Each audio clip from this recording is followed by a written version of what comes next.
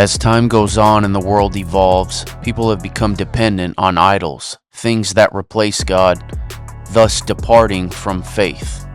But no matter how much time goes on, the most powerful, effective force that has ever existed has been faith, a force that was used by God to create all of creation, His very own Word. Hebrews 11:3, through faith we understand that the worlds were framed by the Word of God, so that things which are seen were not made of things which do appear. 1 Timothy 4:1, the Spirit speaks expressly that in the latter times some shall depart from the faith, giving heed to seducing spirits and doctrines of devils.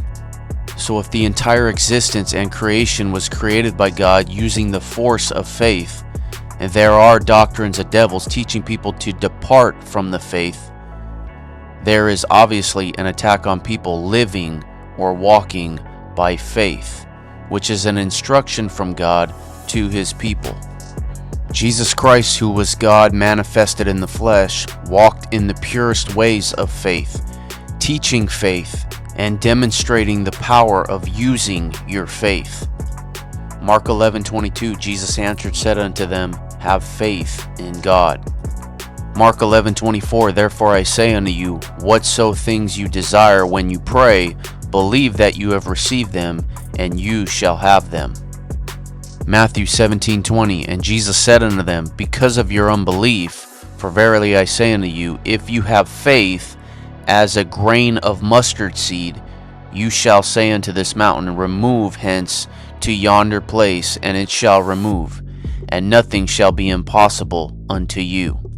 So Jesus says to have faith in God, believe or have faith when you pray, and that nothing is impossible for those who believe, speaking the truth of the great power of faith. God says nothing is impossible for those who believe according to the will of God, and also that without faith, it's impossible to please Him. So if Christians want to please God and want to walk in power, the power God has spoken of, we must understand what faith is and how to operate and walk by it. Because faith is the difference between pleasing God, getting results, and failure. Hebrews 11:1, now faith is the substance of things hoped for, the evidence of things not seen. Faith has assurance and confidence in the things you have hoped for, believing that although circumstances are the opposite currently, faith in God's ability and willingness to change the situation for good according to the Word of God, when you believe that it will happen, not needing signs or anything in the natural, but rather placing your faith solely in God and His Word. Romans 10:8, but what does it say? The Word is near you. It's in your mouth and in your heart. That is the word of faith which we preach.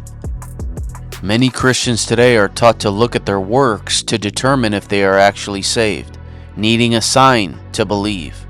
But real faith just trusts the Word. It believes it, and it doesn't get swayed by false teaching telling them to always do or look to something in the natural for their confirmation. It says the Word is near you. Believe it and speak it.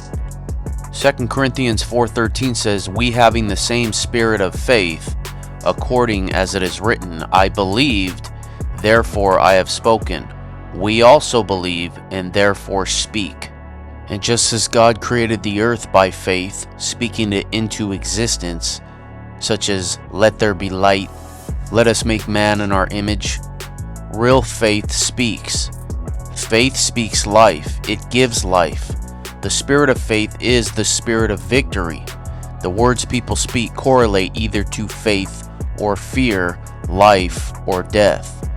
Proverbs 18:21, death and life are in the power of the tongue, and they that love it shall eat the fruit thereof.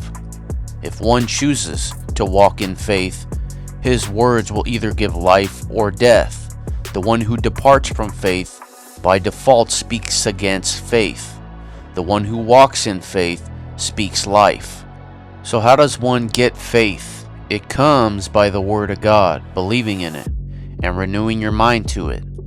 Romans 10:17, so then faith comes by hearing, and hearing by the word of God. Those who criticize the word of faith, claiming you cannot do what Jesus said, and that those things have passed away, have departed from faith. They don't receive because they don't believe. Just like unbelievers don't receive because they don't believe. They don't depend on God. They depend on their idols, which cannot save. But God saves, God delivers, and God is wiser and stronger than any expert in any field. People who depart from God and put their trust in man find out the hard way that men are liars, selfish, and fail people every day, which is why you cannot put your trust in idols, but must have faith in the living God, who promises to sustain and deliver his people for those who believe.